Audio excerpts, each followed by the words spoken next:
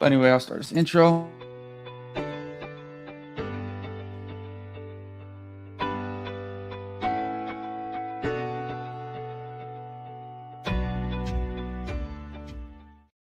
Look at that beautiful intro by Maria. Dude, that was awesome.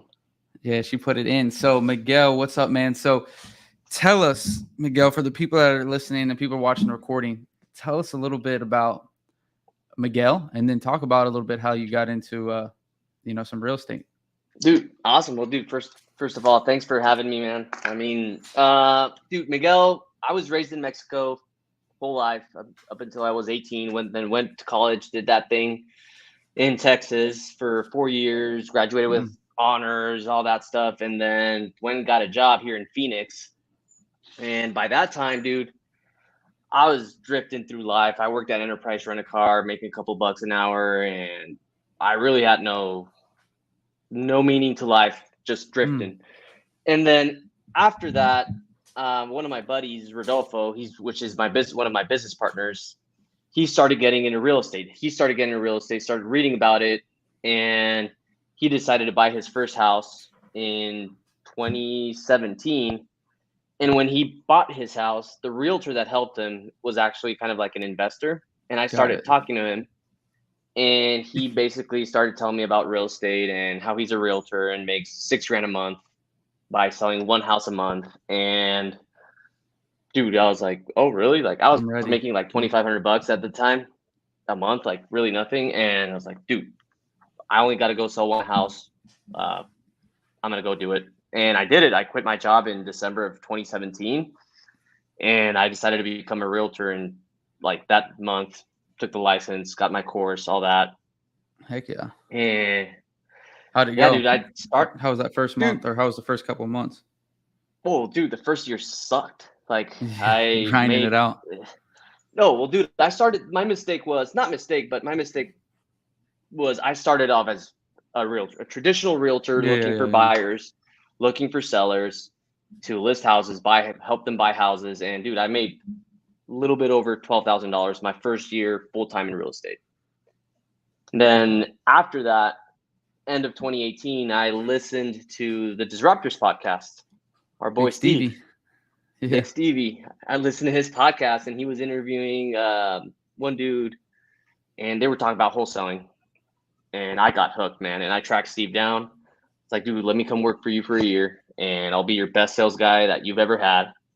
And after a year, after I'm done devoting a year of my life to you, I'm going to go and start my own thing.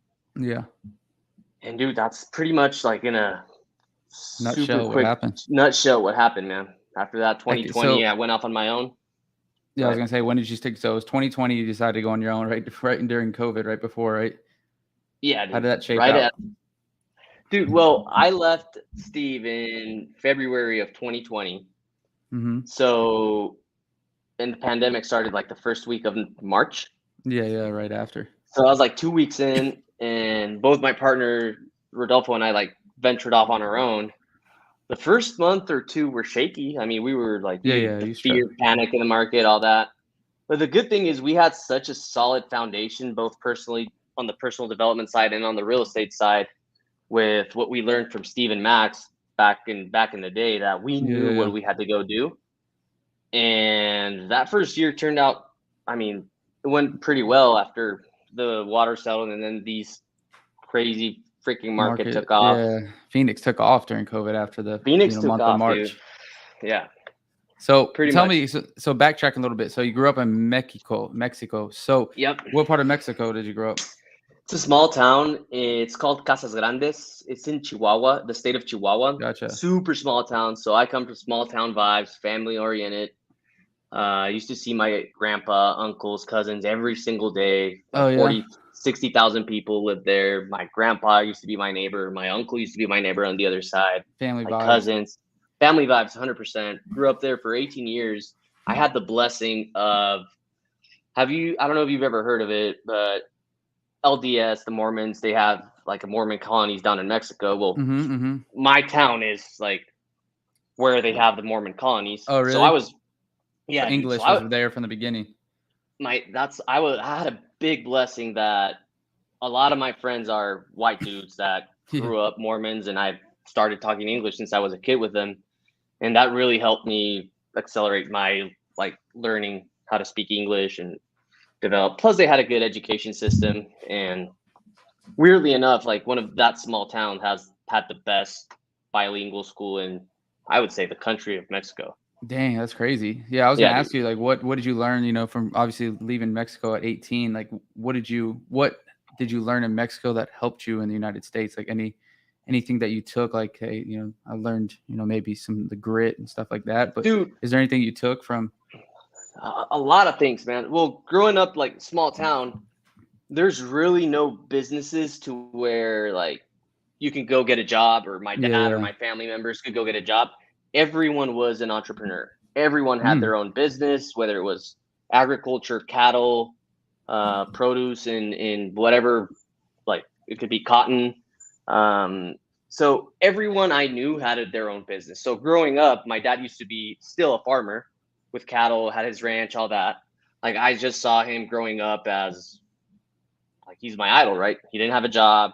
He woke up early, came in, had breakfast at the house every day, came in, had lunch every day at the house, was home by 7 or 8, had dinner. Like he commanded his day. He worked his ass off, but he commanded his day. Like he could do whatever he wanted when he wanted.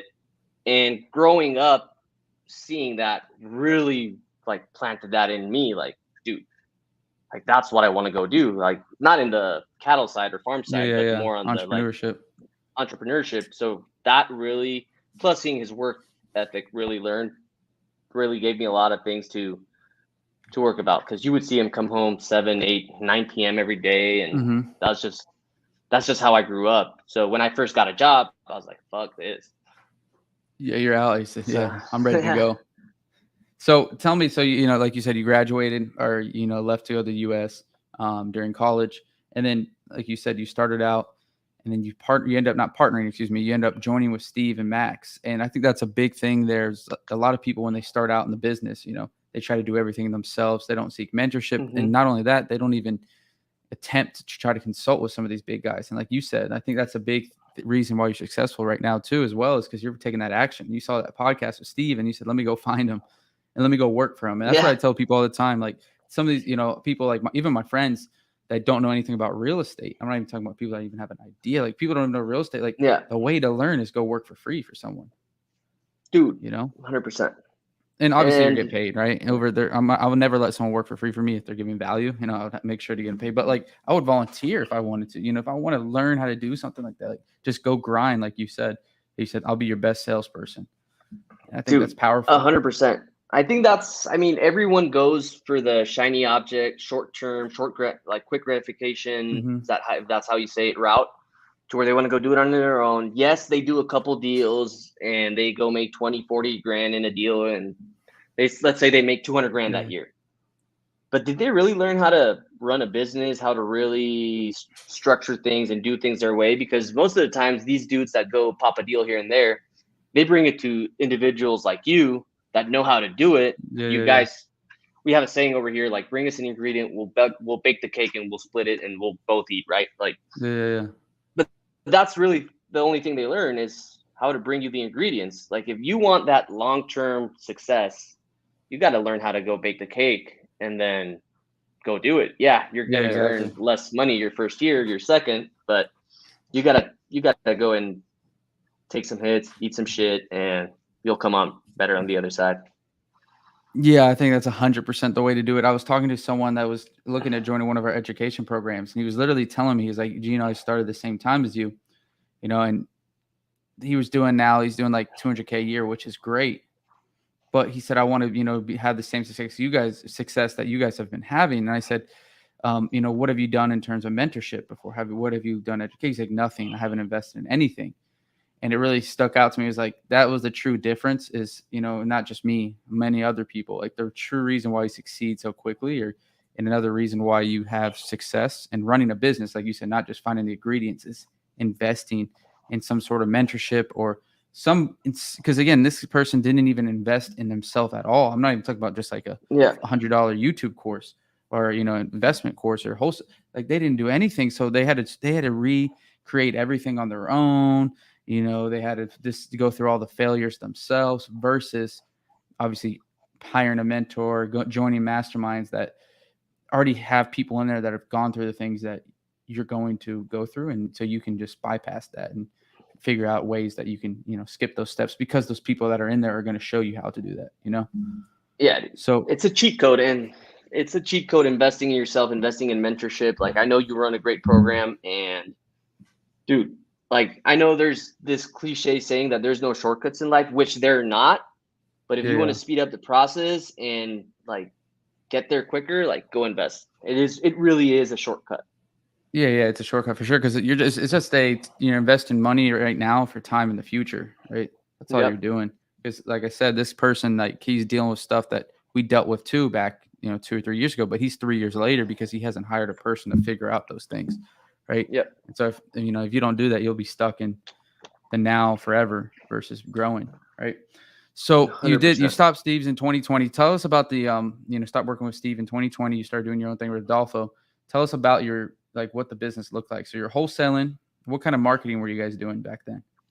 So, dude, when we first started, Rodolfo and I, we were just doing cold calling and texting. It was just us two.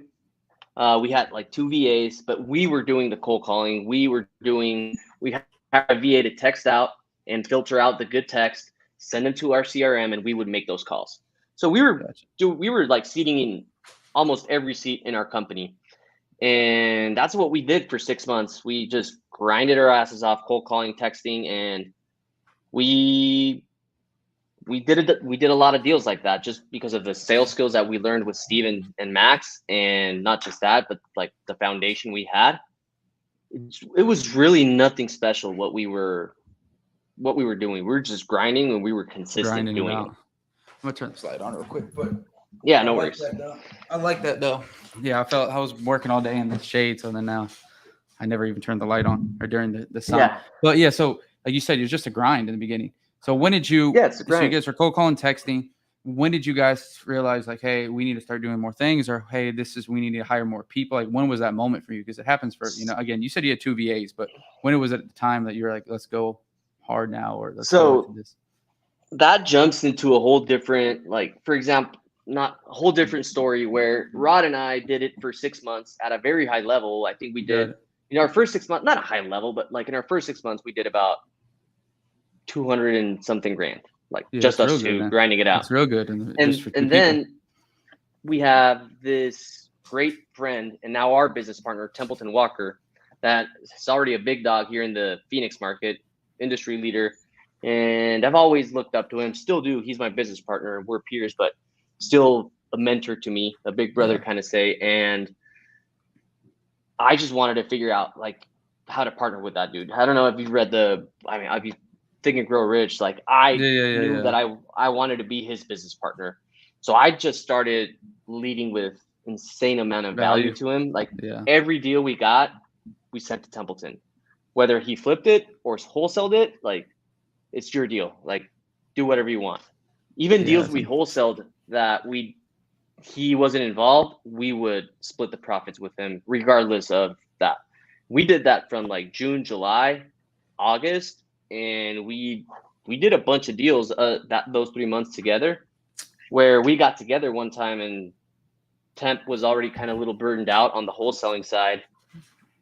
And it's like, hey, dude, you guys want to partner? It's like, sure, of course. Yeah. So music to your ears. Music to our ears, right? Dream came true. We partnered. SoulPod was born August 2020. And then from August to December, it was really a hustle that year of us three doing deals, like not many systems in place, no process. It was just a hustle for us to go get deals. And we did like 500 grand in those short time.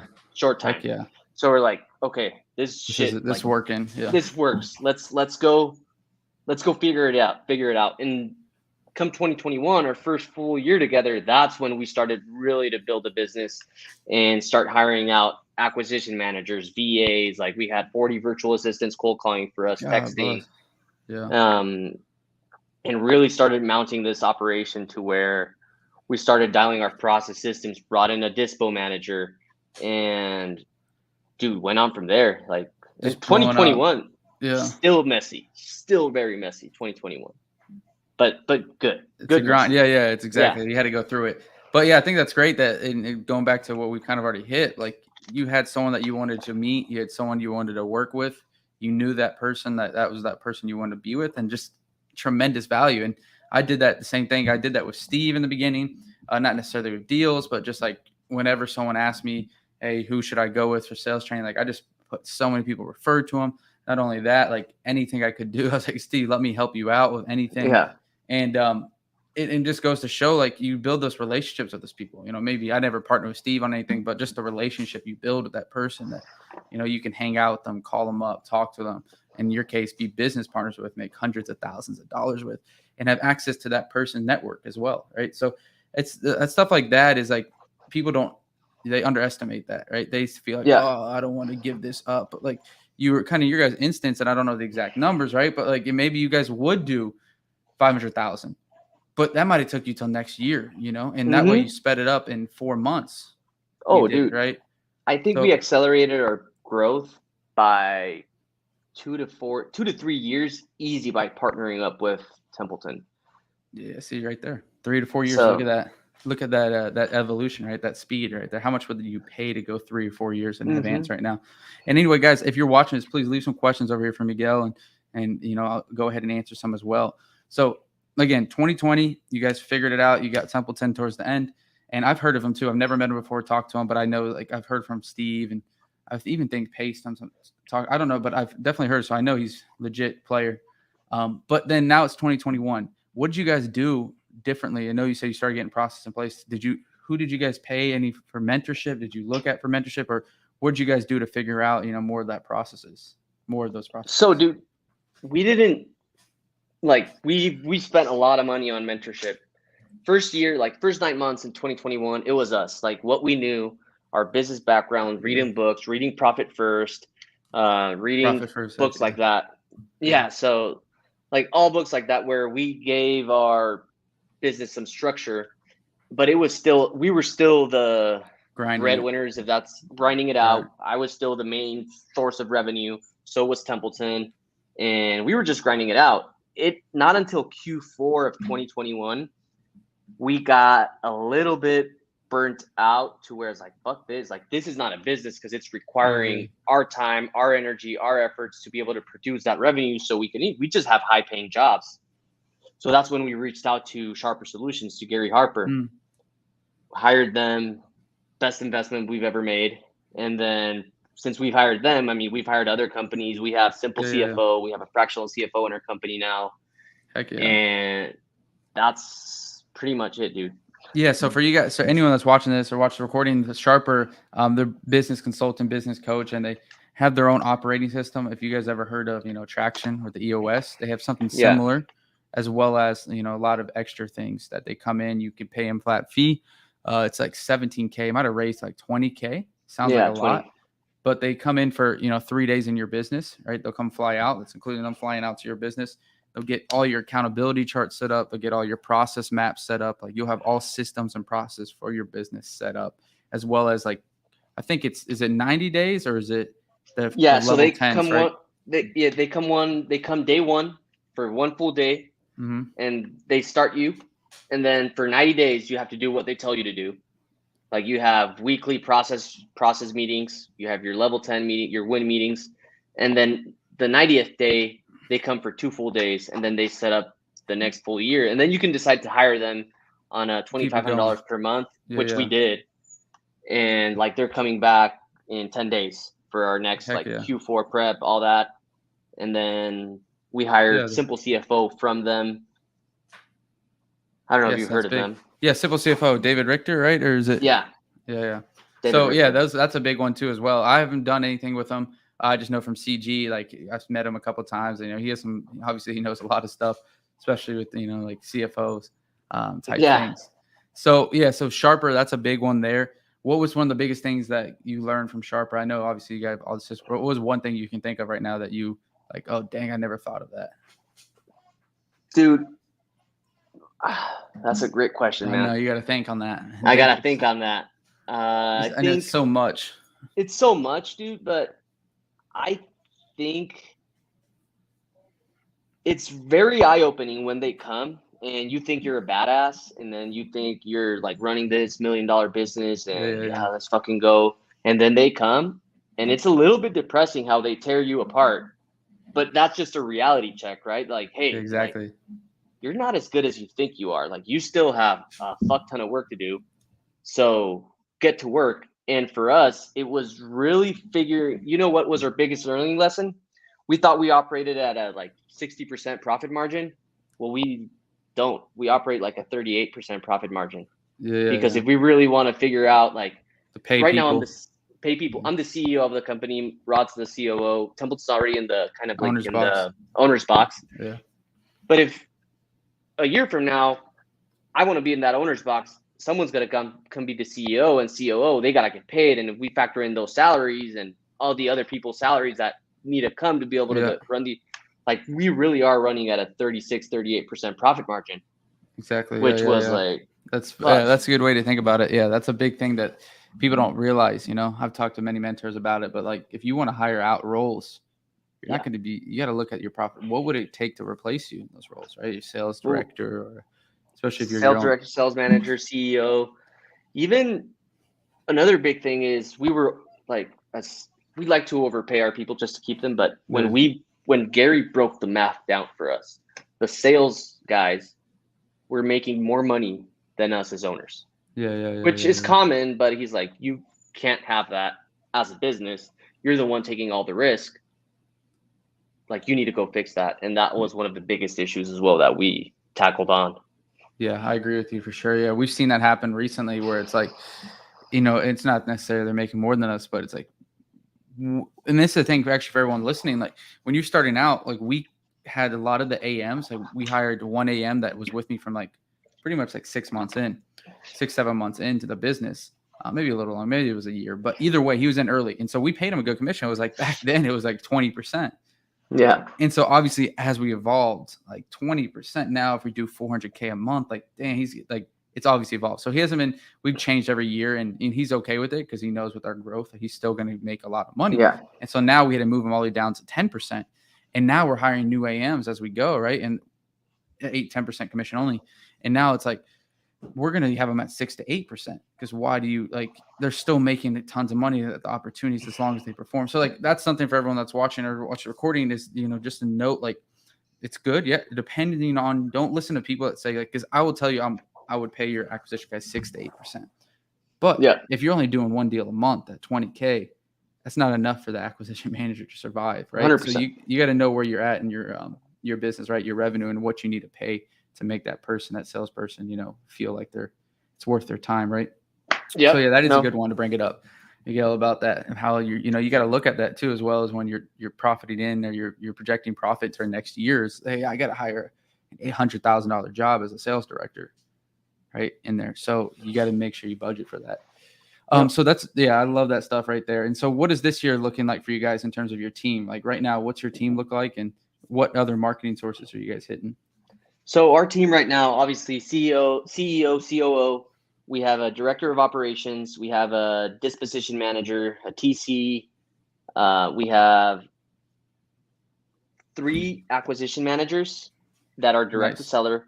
We have 1 MLS acquisition manager, and we have 1 kind of like account manager that manages all our, because we got a lot of referral deals, and it got to a point where it was, we couldn't perform to where, like, if you were to send me a deal, Gino, I would respond 6 hours later, even tomorrow, where either the deal would be sold or our customer service would suck.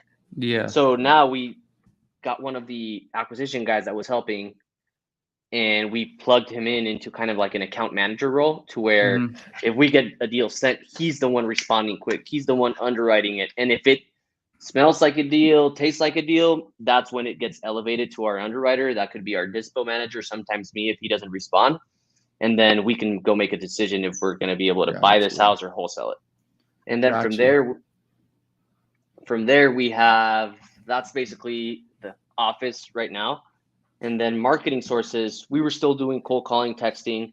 And with this market shift, we started seeing how our cold call, like our cost per lead on the cold call side used to run us about $15 to $25. Like, it would always stay around there. And then like May, it went up to 30. June went up to like 4. Like our cost per lead went all the way from like $20 average to like 70.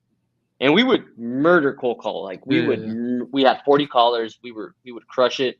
But then our cost per lead started getting way too expensive. And I don't know if it's the market that dictated that or what it was, but we immediately cut down to back 10 callers. And that's the importance, right? Knowing your numbers, tracking your KPIs, knowing what every lead costs. And we started implementing PPC and radio ads. So right now we consist of 10 callers. We're texting like 3,000 to 5,000 texts a day, nothing special. We're running radio ads, which cost us $5,400 a month. And we're running PPC around $5,000 to $10,000 a month. How's that PPC doing? PPC, dude, ebbs and flows, man. I think you just got to stay consistent. We just started 4 weeks ago. We've gotten 2 deals.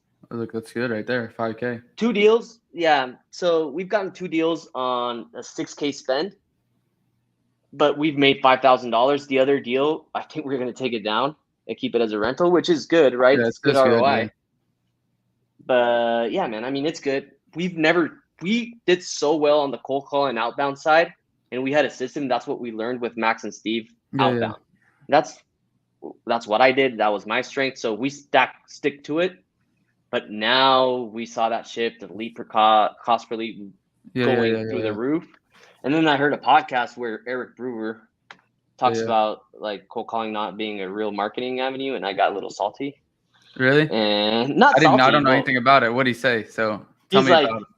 Well, it was in part of the disruption, and he's like, "Oh, I love it. I love Eric. Though he always stirring the pot." No, he was stirring the pot. Like I love when he does. And when he said it, like if he would have said it when cold calling was working for me, I'd have been like, "Ha, like it works." Yeah.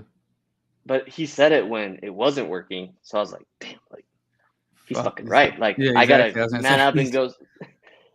Like go, and he said the way he said it was like stop cold calling and go put marketing dollars into real marketing. Saying like cold calling wasn't real marketing. And I don't know Eric, but I know he's a stud and I know he does huge things. So like I love him, man. He always stirring the pot, dude. He's funny. He's talking trash, but that's why Steve got him on that podcast. One of the best the trash talkers. But I saw one thing that stuck out to me. You told me you have an MLS AM, right? Acquisition manager. So is that person just literally just making offers every day on MLS? Every day, dude. Every single day is globbering up MLS, calling agents, and making offers. So, and your guys' strategy on those is what? To take them down in rentals or take them down? No, wholesaling. Wholesaling. Yeah. So we were selling a lot to funds, like a lot to hedge funds, and a lot of those deals came from MLS. Gotcha. Yeah, because I mean that's how. But no, wholesale, dude. Wholesale.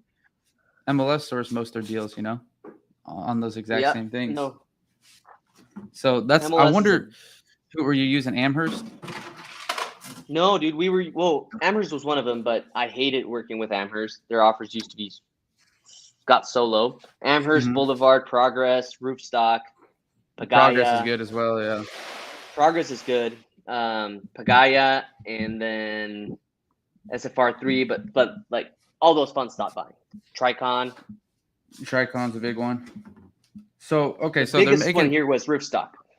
Oh, Roofstock. I thought it's Steve. I think I heard Steve talking about that one. Roofstock. Yeah. So were you guys? I mean, now in your guys' process, take me through it because I'm curious about it.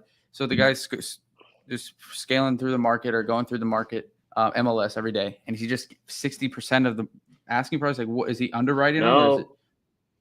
So here's a good nugget. A lot of people don't know anything about this. So for those listening, there's a system called, they changed the name, but it used to be called Blue Squid. I don't know if you've heard of it. No, I haven't. Blue Squid, but it got rebranded to Real Smart Tools. Basically, what that shit does is it plugs into your MLS, and you're able to do searches from there. Like you have to put some work into it, like everything, and customize it and build templates and build like 5 different types of offers, whatever you want it to look like. And then you just go and like pull up a house, boom, offer, click. Yeah. So my buddy of a buddy of mine that I used to be a partner on some deals, actually own a 17 unit with him. He got like approached by this guy like 2 years ago, And this guy's made this AI software to automatically offer every single like anything that hits the market. And he would just work with hedge funds nonstop. And like last year, he was the most because he would take not a wholesale deal, but he would take just an agent fee. And he literally he's the highest producing realtor in Georgia. And so it's the same strategy, but he built some like AI technology, whatever, but like, that's what I've always looked at into doing. Like I told Chandler about this like a year ago, like we need to build something that does it. And I'm like, there has to be something out there. And there's apparently another company, and I forgot, we never done it. So at the end of the day, we didn't do jack, but you could still do it. Yeah. Is it, so it's the Real Smart Tools. I'll send you the link. It's called Blue Squid. Yeah, Real Smart Tools. Yeah. So that's the key. Like just going in there and just freaking. Yeah, dude. Obviously, the thing is like having an MLS guy, you need to have someone. This dude that we have is he's a stud. Yeah. He's an investor himself. Underwriting. Yeah. He knows how to underwrite like we do. And he makes offers. He knows when to make an offer, like with an inspection period. He also knows when to make an offer, like, hey, $10,000, non-refundable earnest money, no inspection, let's get it done. He knows when to make that offer because he's able to identify, like, this is a deal we can wholesale. There's a deal we can keep. Like, he understands what to do. So I think that's one of the positions that we've spent the most amount in training. Got it. But it's paid off. Yeah, I'm sure. What does it look like deals? I mean, you don't have to tell me the exact revenue, but like, what's the volume of deals that you guys do per month or per quarter? So, I mean, the numbers are not what they used to be, dude. Like, just completely honest. Yeah. Market took a big hit, and it's hard to sell, especially in Phoenix. They took that big hit. I know what you. No, it took a huge hit. So I'll tell you, like, what we were doing from January to June, like, and I'll tell you what we're doing right now with the market shift. So January to June, we were doing an average around 30 deals a month. Like that's what we were all here in Phoenix. And we had a very good balance. A third of our deals came from MLS. A third of our deals came from direct to seller. And a third of our deals came from referrals. Like we had a good balance on what we were doing. We were averaging between around 400 grand a month, like on that. So, I mean, 400 times 0.33, like we were 150 in MLS, 150. Because those deals, like we would contract 3 or 4 with big rips that we were able to sell to a fund. Yeah. So that's about what it looked like. And the referrals used to be small 5-10 pounders that we just co-wholesale quick. Direct seller, obviously about 4 a month as well, that we with big spreads. Big spreads. And then right now, dude, our revenue projections, our goals for this year were to go make 4 million top line. June 30th, 2 million we made. But our revenue projections have been cut in by like 70%. So if we end up making like 800 grand in these next 6 months from July to December, like we'll be okay. But I think that's what it is, man. Because a lot of people hit it, and we did too. Like our goal was to be it was 4 million as well. And we were at 2 as well in June. Luckily, we invested in this. So in June, obviously we haven't got hit as hard as Phoenix too, but still everywhere it's harder to dispo because Atlanta's still a big market, and it's been very hard to dispo. So all of our deals we locked up in June contracts, we only sold we only sold 9 of 21. Damn. And like we usually at 75%, selling.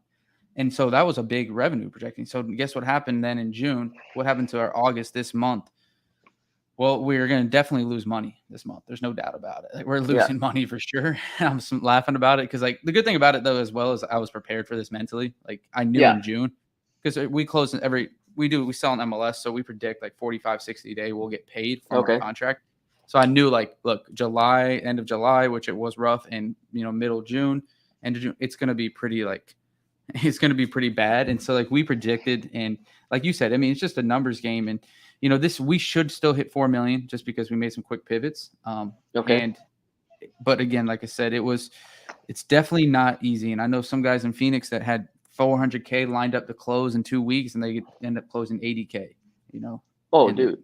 Just demolished. We had we had 600K lined up to close June. June was going to be our biggest month ever. Yeah. Like we were pumped, obviously.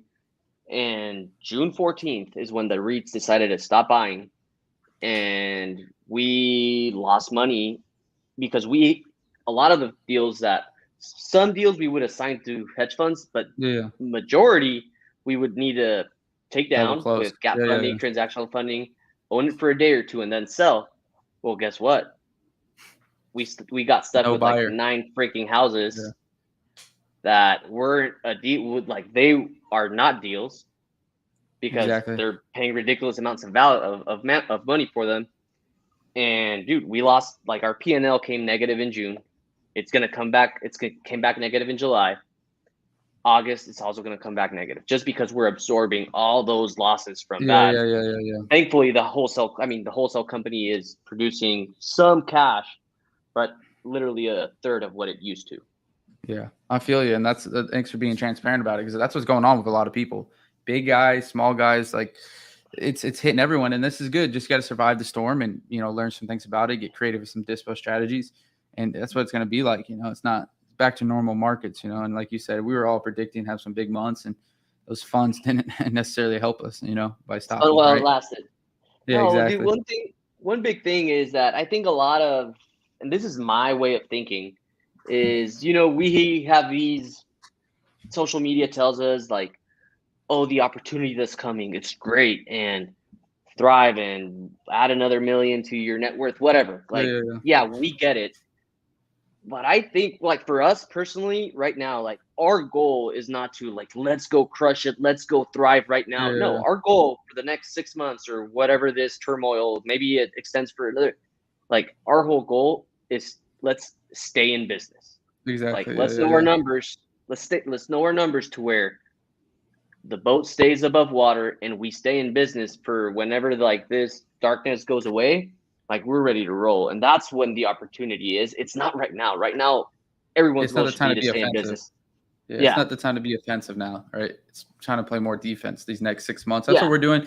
We're hiring about 4 more people, and then at that point, like, we're just gonna keep just chugging away. We're just gonna keep, obviously we got to hire people, let go, whatever, and have to rehire. But like, we're just focused now on, like, we got a lot of our systems dialed in these last 3 months, right? After that June's happening, right? So we had all July, we knew it was gonna happen, right? All July, yeah, all June, even we were predicting. Once later in June, once we saw we canceled so many. And so with that being said, like you said, we have to play defense now. We got to get prepared. We got to be lean. We got to have only and hiring a lot of salespeople, right? And noting to them that, like, it's commission, mostly commission, and also having that plan in there where we've talked to people on our team where we said, hey, right now it makes more sense for us to put you on a commission versus having a bigger yeah. base and just position. I mean, it's just a numbers game, right? You want to Dude, I think survive. we're all doing the same thing. Like, one big thing we actually were having, like, that was our biggest conversation topic this week.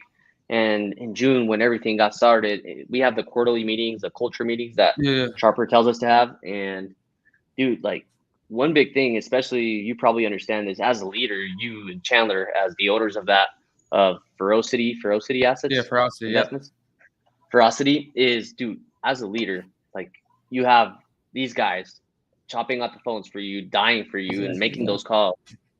And the fact, like, you see them struggle, because right now it is what it is. The market Mhm. sucks, and especially for us, like, me seeing my guys, like, struggle, not making as much money as they used to. They still have responsibilities. Yeah. So it's like that thing you said, like, being transparent with them, dude. Like, hey, like, these next 6 months, like, it's gonna be shitty. You're gonna Yeah, eat shit. exactly. We all are, not just you. Like, you may not make As much any as you money were, yeah. or as much as you were. Yeah, So exactly. Yeah, prep on them, setting expectations. That's like we do with sellers. I think that's exactly, key, right? upfront contract. Exactly. Up front to let them know what's going on. So we got about a minute left here, a couple of minutes. So Miguel, how can people reach out to you? Because you got some big dimes. I'm going to take that, right? Like what you said about the real smart tools. Like, I'm taking that ASAP, and that's Oh yeah, dude. powerful right there. I appreciate you sharing that. But what else can you leave the listeners with? You already gave a bunch of value. What's one thing you think you could leave the listeners? Dude, seek mentorship, seek help. Like, social media fucks it up to where it makes it seem that everyone's still crushing. Like, I see some videos from Yeah. some dudes, like, saying, I did the same amount of deals last month. and I'm doing the same amount of deals this month. Like, bullshit. Like, stop the Yeah, noise yeah. and be vulnerable. Like, I think one of my advantages that's gotten me to where I am is that I'm vulnerable. Like, I'll come to you, Gino, and tell you, like, dude, I'm hurting. This is where I need help. Like, I don't have it all figured out. So have humility on where you are and go ask for help. Like, go talk to Gino, go talk to Chandler, go talk to Steve, like whoever you need to Yeah. go talk to, but just go ask for help and pay for mentorship. Like, I go love it. invest in Yeah. your business. If you don't invest in your business, you're going to stay there. And then Yeah. you're going to have people like us blow you out the water. And that's just the Exactly. reality. Yeah. And they're going to be growing just as much, and we're going to grow way faster. So I think that's big, like you said, humility, because I'm actually doing my presentation in Collective Genius, the mastermind I'm in. Like, I'm going to present that's on awesome, how we lost money and what we learned from it, like during the months of June, and just be completely transparent, right? Or the month of August, because, transfer to June, like how we lost money, and just tell them everything. So I'm actually kind of excited about it, because like usually people like are scared, right? And that's what we're talking about. Like, they don't have humility, or like they're afraid of being judged, especially around these guys in the mastermind that are doing crazy numbers. But I think it's going to be a cool thing to do, because I think a lot of people, like you said, Miguel, are dealing with it, just not as everyone has. dude. And you're different going ways to, like, cope with it. everyone's going to respect you more for being honest and vulnerable and transparent rather than the guy that's not doing that and he says he's crushing it. Like, Exactly. Yeah. 100%. people are going to want to come help you now. Yeah, exactly. They'll be volunteering. I think that's big, and not just for me, for everyone, right? Just sharing what you're going through and what's really happening. So all rally Negative together. reversing. You're going to be negative reversing on the stage. Yeah, going negative with them. Yeah, because everyone's on the presentation like, this is what you need to do. This is some positive things. Yeah. Don't do this. Don't do this. But no, we go. How can people reach out to you too if they want to? Dude, reach. You got a bunch of value. So. No, well, thank you, man. I appreciate it. Instagram at miguelprado.v, like you see on my name right there. And dude, that's pretty much it. Like, I'll respond there. Heck yeah. So again, thanks for coming out.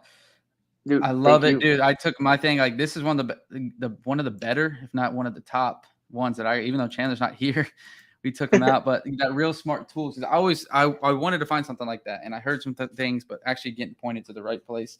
I appreciate it. So again, guys, go follow Miguel on Instagram. If you got any questions, leave them down below too as well. And if it gets to it, if Miguel needs to answer them, I'll send it over to him. So thanks again, Miguel, for coming out. Next time I'm in Phoenix, problem. I'm actually coming out, and I'm going for CG the 11th to the 17th of September. So okay, I'll hit you up when we're out there. Maybe go for lunch or something. 100%. Sounds good, boss. 100%. Appreciate it. All right, brother. Appreciate you, man. Thank you.